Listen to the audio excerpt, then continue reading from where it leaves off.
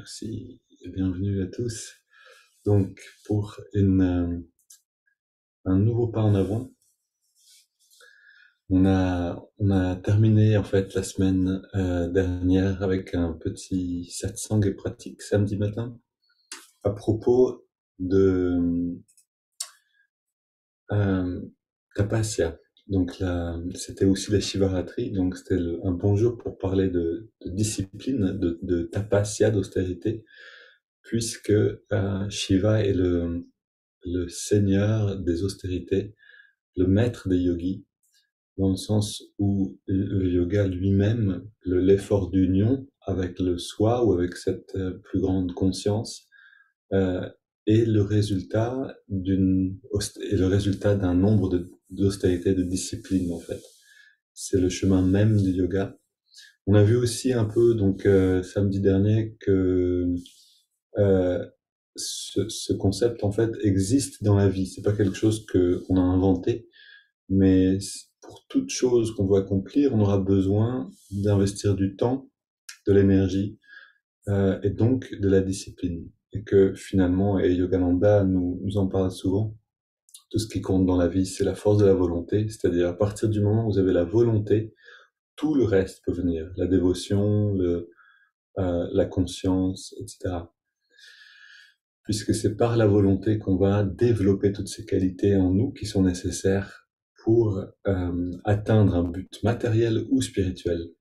Maintenant, ce qu'on va vous proposer d'ailleurs pour cette semaine, c'est de travailler sur, maintenant qu'on a un peu compris ce qu'est Tapasya, ou en tout cas on en a un peu parlé, on va en parler plus, euh, c'est de voir comment faire pour l'intégrer progressivement dans notre vie quotidienne et faire donc que cette intégration de cette qualité-là vienne enrichir notre pratique de méditation, mais en fait toute notre vie. À partir du moment où on commence à augmenter cet effort de discipline, on en retire beaucoup, et pas seulement pour la méditation, bien sûr.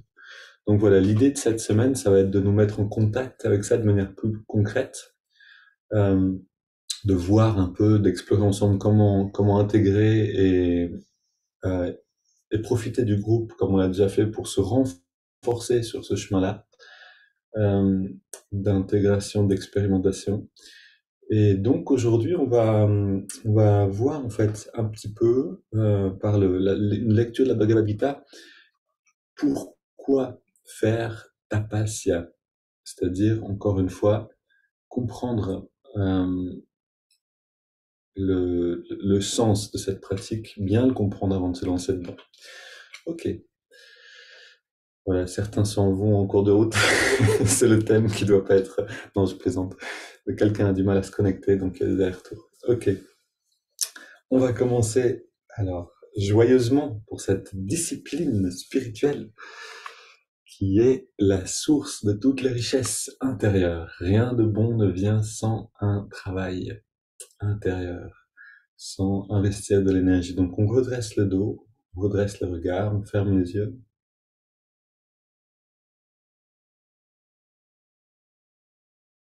Et dans cette posture, dans la détente, dans l'immobilité, on retrouve le contact avec ce guide intérieur,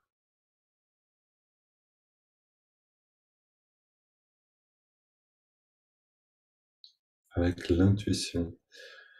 On rassemble notre attention à la jonction des sourcils.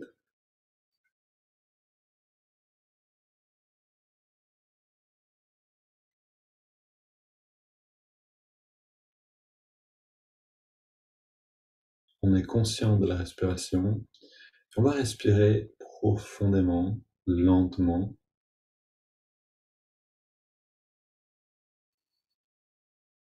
Commencer avec le mantra japa ou la prière continuelle, en répétant une phrase après l'autre, une sur l'inspire, une sur l'expire, une phrase ou un mantra. Et si vous avez pas une phrase, un mantra, une prière préférée, déjà, je peux vous proposer celle-là. Guide divin, guide-moi maintenant et en chaque instant de ma vie.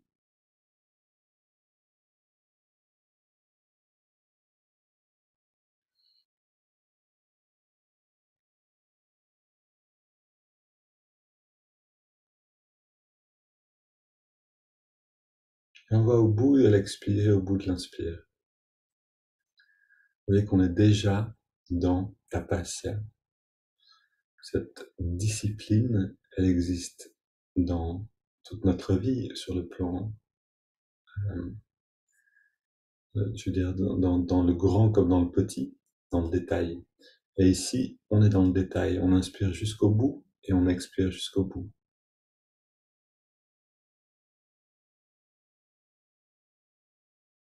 Une phrase, une répétition sur chaque mouvement de respiration et puis on essaie de ressentir à l'intérieur les battements du cœur.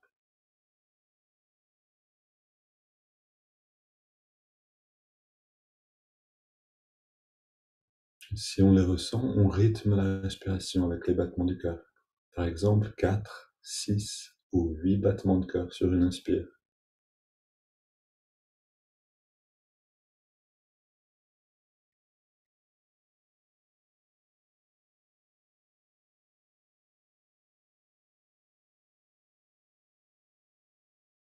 Si vous pouvez ralentir encore, bienvenue pour aller jusqu'à 12 ou plus.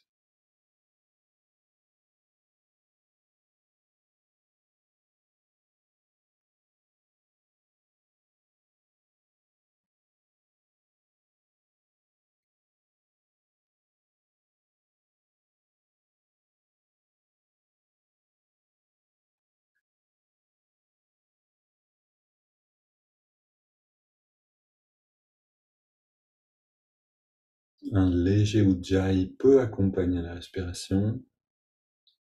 Donc un léger, un son ujjayi comme on l'a déjà travaillé ensemble. Sinon, vous respirez simplement, profondément, lentement. Et cette pratique, on l'emmène avec nous. En fait, on l'emmène avec nous partout où on va aujourd'hui. On l'emmène maintenant dans les étirements du dos. Donc on inspire, on entrelace les doigts.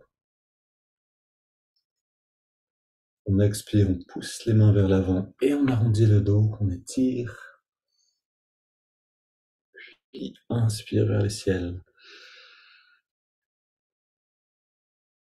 Expire, on se penche vers la gauche.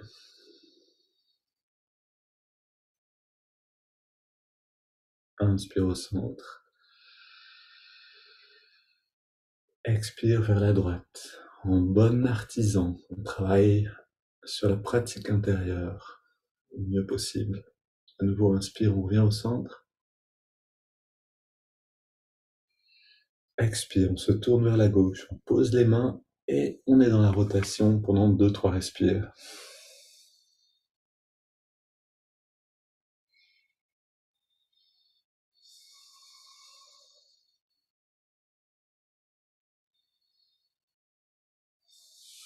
On revient au centre, inspire, main vers le ciel, on étire le dos. Expire, on se tourne vers la droite, on pose les mains et on soutient.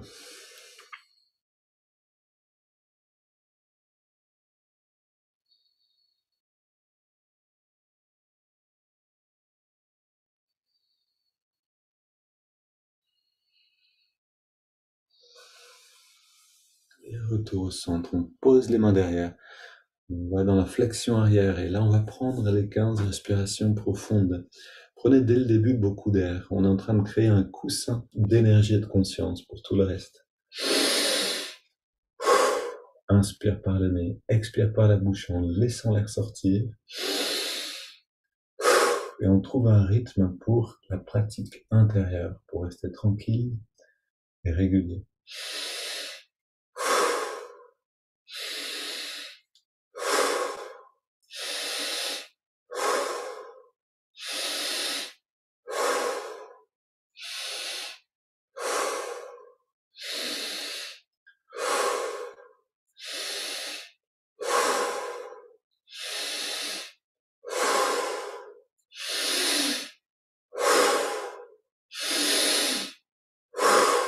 5 respires pour terminer.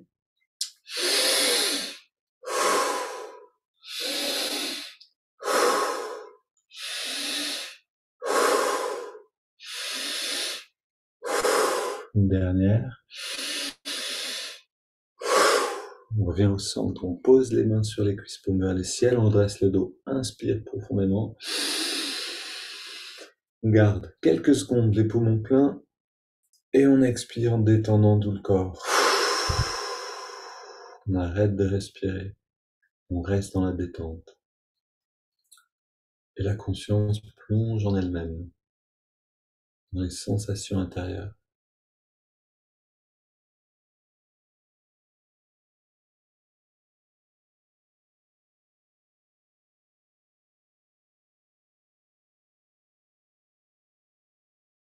La prière ou le japa continue dans cette pause. Puis on inspire lentement.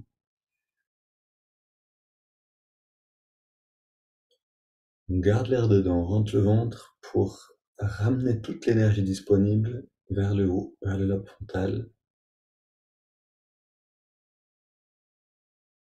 On relâche le ventre et on expire.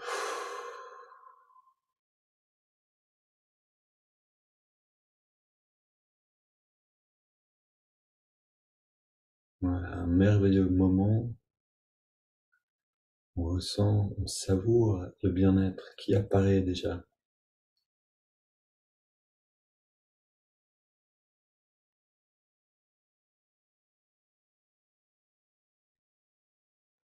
C'est d'ailleurs un moment parfait après Bastrika, dans ce moment ensuite, pour rentrer déjà jusqu'à l'état du retrait d'essence. Donc si on reste immobile et qu'on se détend et qu'on ressent tout ce qui se passe à l'intérieur et ce bien-être, on peut déjà atteindre l'état qu'on va atteindre avec Rangso ensuite. Donc si on l'atteint déjà, on va pouvoir approfondir plus tard, mais aller beaucoup plus loin dans l'intériorité.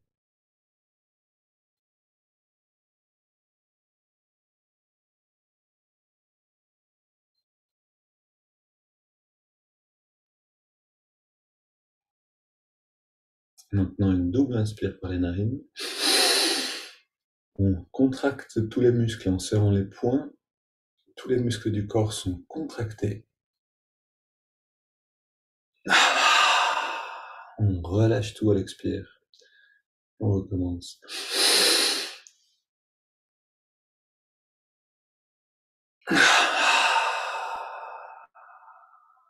Une dernière.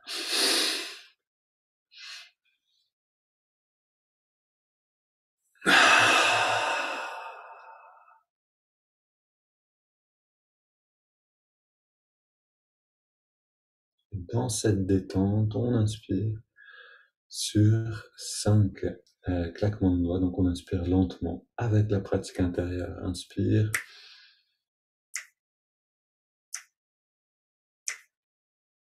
On garde l'air dedans. On continue intérieurement. Et expire.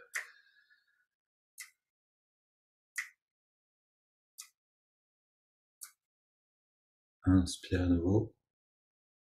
On sent l'énergie qui remonte à l'inspire.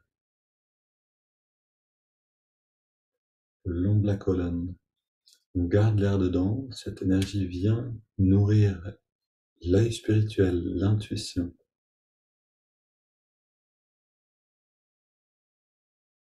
Expire. Et cette énergie devient lumière, ou est lumière, et rayonne depuis le lobe frontal. Inspire à nouveau.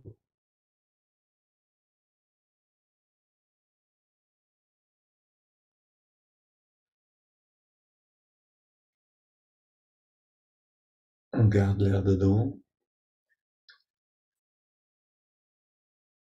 Et expire à nouveau.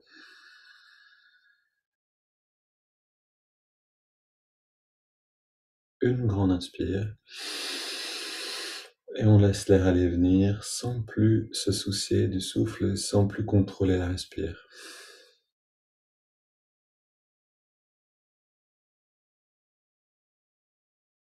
Donc voilà un deuxième moment clé. On a terminé les préparations.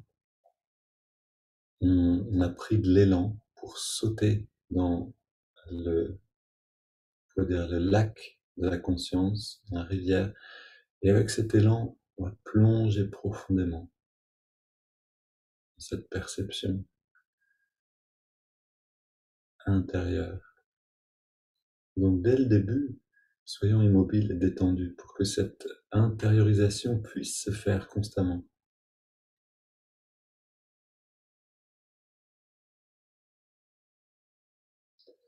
Et on ouvre les oreilles pour écouter donc ce texte issu de la Bhagavad Gita, le chapitre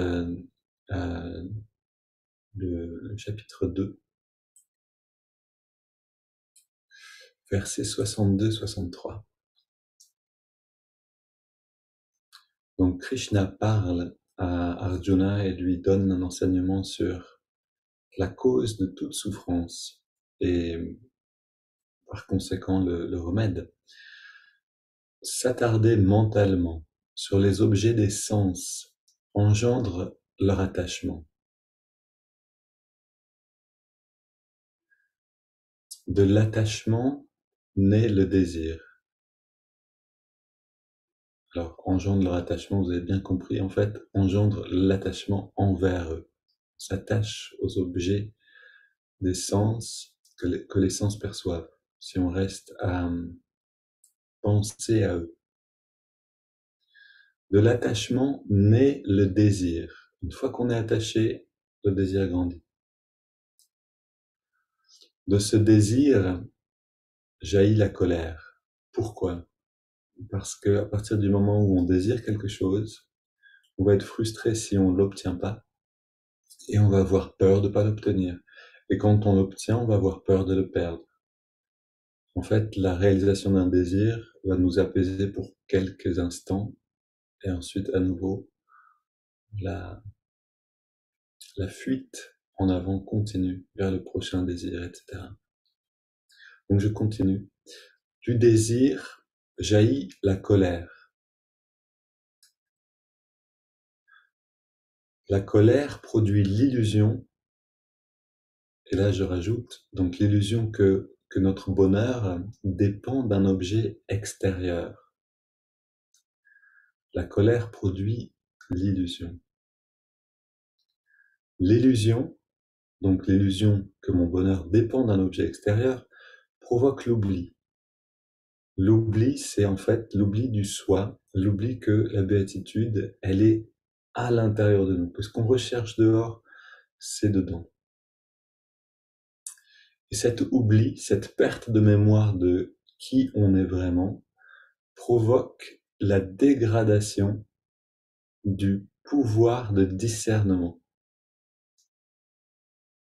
C'est logique. Quand j'oublie que l'essentiel est dedans, que mon bonheur est dedans, je perds mon discernement. Comme disait Jésus dans l'Évangile, je ne sais pas différencier ma droite de ma gauche.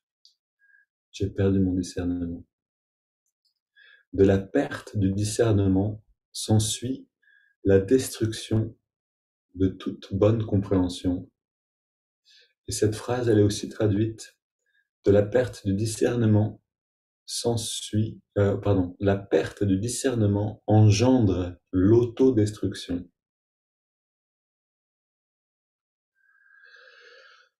Et c'est ce qui se passe, c'est-à-dire qu'à partir du moment où je ne sais plus voir ce qui va me rendre heureux, c'est-à-dire discerner en fait l'éternel du temporaire, ce qui va vraiment me donner ce bonheur et ce qui va me le donner que en illusion pendant quelques secondes, quand je ne peux plus discerner, je vais prendre des décisions qui vont m'emmener à cette autodestruction. En fait, c'est le mouvement littéralement vers la mort. La mort va venir me sauver, comme disait un ami, de cette impasse. Et donc l'immortalité, c'est justement d'abandonner cette illusion pour retourner dans la conscience de ce qui ne périt pas avec le corps.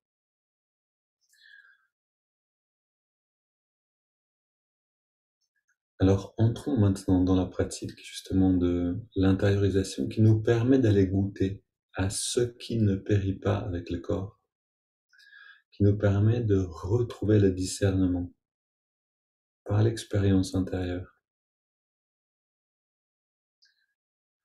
On rassemble toute l'attention dans les narines et on cherche dans les narines l'endroit où on sent l'air le mieux.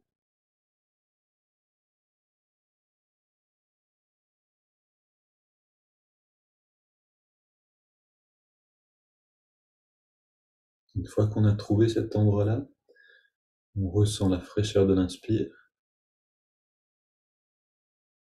et la tiédeur de l'expire.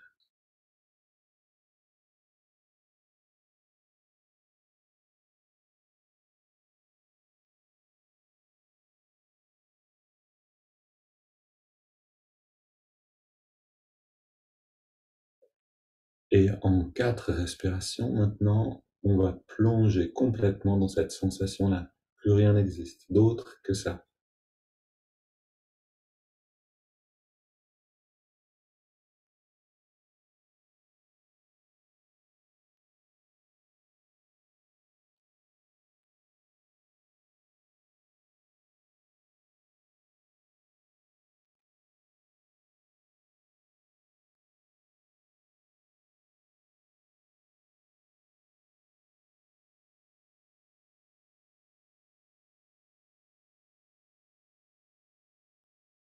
Maintenant qu'on s'est plongé dans cette sensation-là, on ajoute le mouvement du doigt. L'index de la main droite revient vers la paume de la main d'1 centimètre ou deux pendant l'inspiration, un très léger mouvement, et à l'expire, on relâche complètement l'index, on relâche complètement en même temps toute, toute tension dans le corps et dans le mental, tous les muscles se détendent.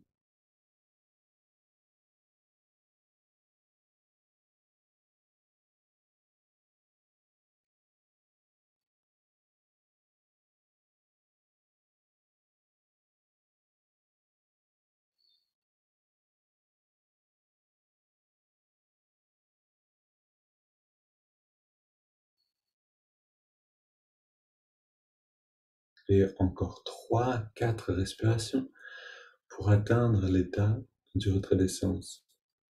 Dans l'immobilité et la détente, à un moment donné, les énergies se retirent de la surface pour aller dans la profondeur et remonter vers le lobe frontal, ce qui engendre un changement de perception. Allons jusque-là.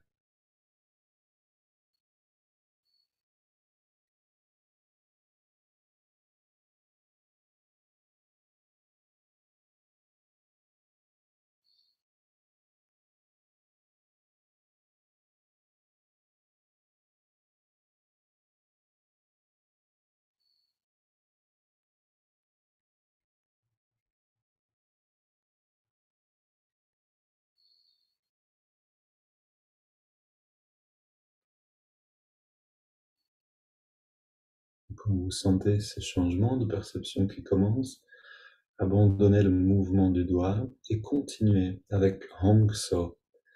Hong accompagne l'inspire, So accompagne l'expiration naturelle. Le mantra vient me plonger dans cette béatitude naissante, dans ce bien-être.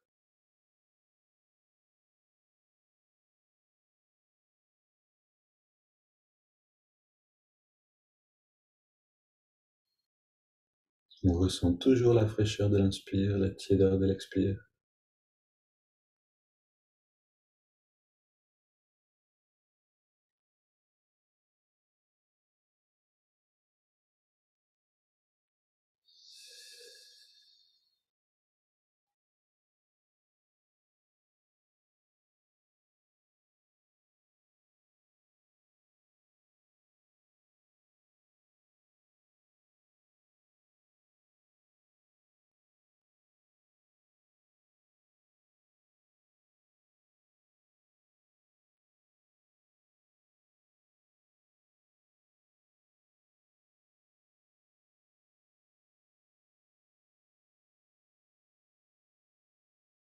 Ce retrait des sens, c'est une porte. une porte d'entrée vers de nombreux états de conscience qui nous sont accessibles si on sait se retirer un peu du monde.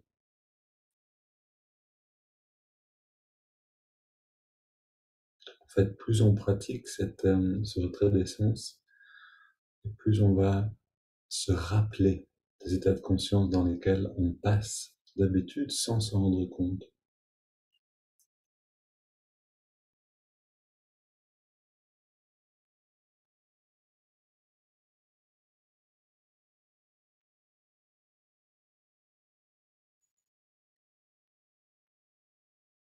Excellente pratique avant de s'endormir pour rentrer consciemment dans le sommeil.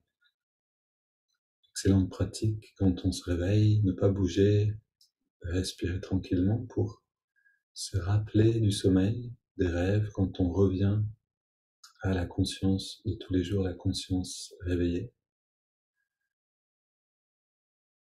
Voilà, des choses qu'on va explorer plus tard et qui sont essentielles aussi. On va maintenant donc prendre une grande inspire, 3 expires pour abandonner toute technique.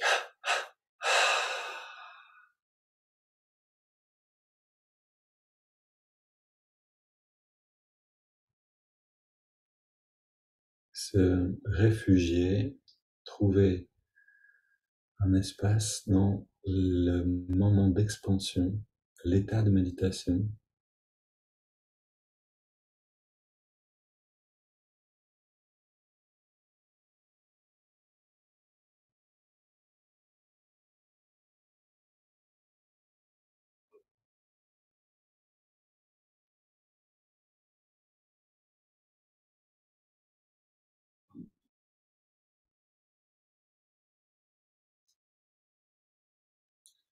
Plus de mantra, plus d'observation du souffle, on a toute notre attention dans l'expérience maintenant du bien-être qui est en train de s'épanouir. Et pour ça, donc on reste simplement complètement détendu et mobile, à simplement profiter, savourer de ces sensations-là, de cette conscience qui se déploie.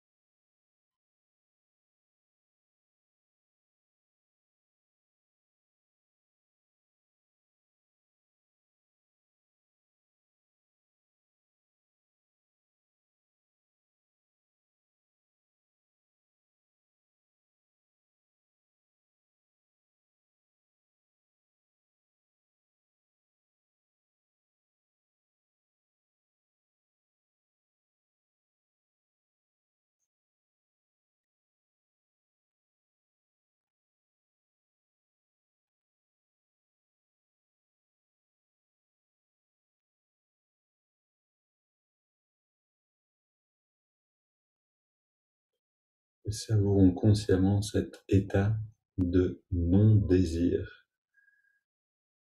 C'est quand je touche à ce bien-être au-dedans de moi que mes désirs s'évanouissent.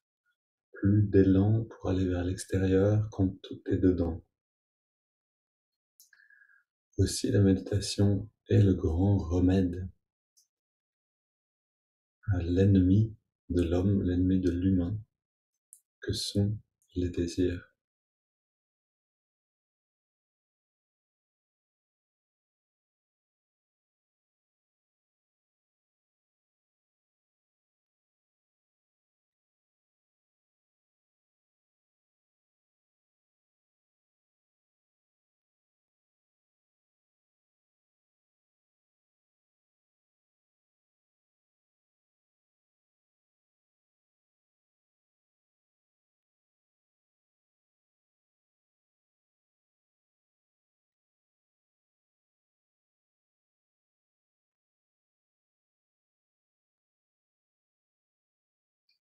Enfin, pour éviter l'impasse de rejeter toute bonne chose qui existe en ce monde, c'est-à-dire tous les plaisirs des sens, ou de les juger négativement, ce que je vous propose, c'est aujourd'hui, pendant que vous petit déjeunez, vous mangez, vous buvez quelque chose, quel que soit le plaisir que vous vous accordez, de se rappeler que ce bien-être n'est qu'un reflet de ce qui est au-dedans de nous.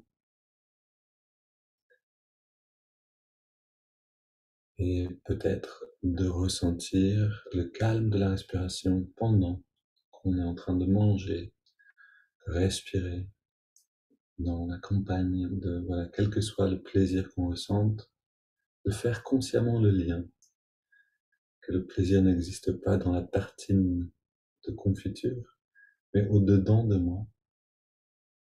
Cette tartine n'est qu'un déclencheur de retrouver ce bonheur intérieur.